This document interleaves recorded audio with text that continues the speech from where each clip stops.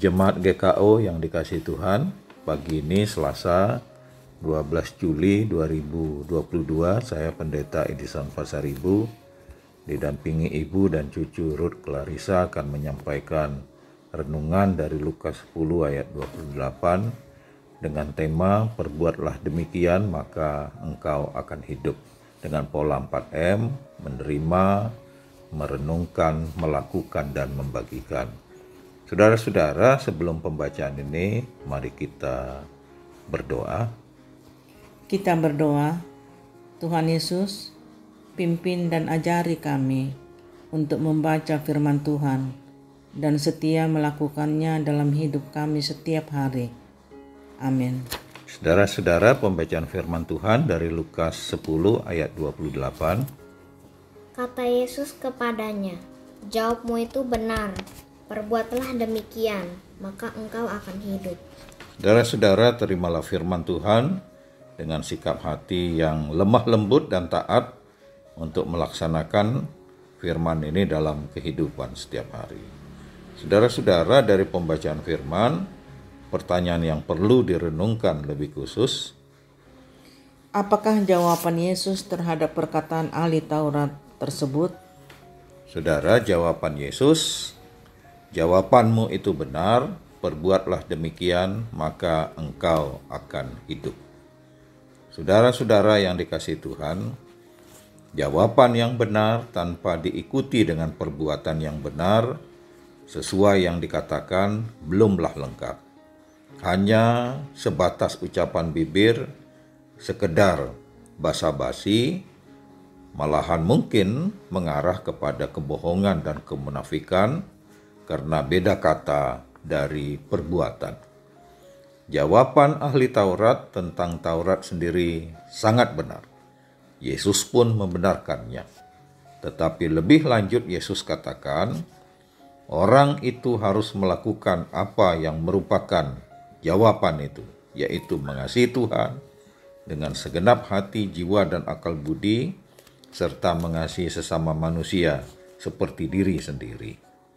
Dengan melakukan prinsip kebenaran firman itu, maka ia akan beroleh hidup.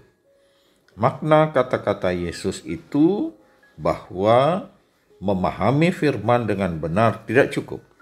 Mampu menjawab pertanyaan-pertanyaan dalam kehidupan atau tahu bagaimana mengatasinya juga dipandang belum lengkap. Tetapi yang benar dan tepat adalah memahami dengan benar dan melakukan prinsip-prinsip firman itu dalam hidupnya. Merekalah yang memperoleh hidup. Karena itu saudara, jangan puas dengan pengetahuan rohani dan berbagai macam pemahaman Alkitabiah. Dalam berpikir hal tersebut, kita anggap sudah menyenangkan hati Tuhan. Karena ukuran yang dipakai Tuhan adalah menjadi pelaku-pelaku firman. Iman sejati yang hidup dan yang menyelamatkan dibuktikan melalui tindakan-tindakan kasih kepada Tuhan dan sesama. Jadi bukan sekedar hanya mengaku percaya, merasa sudah rohani, menganggap diri sudah benar.